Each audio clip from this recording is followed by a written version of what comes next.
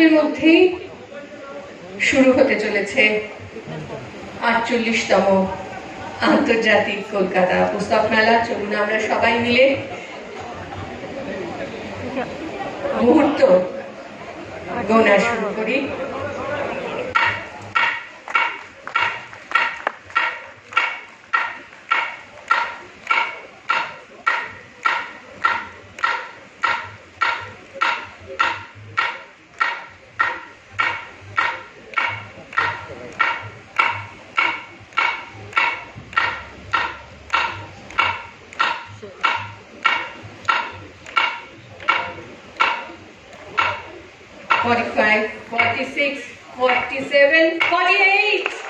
এবং শুরু হয়ে গেল বই পাগল সজন বন্ধুর ঠিকানা বই মেলা।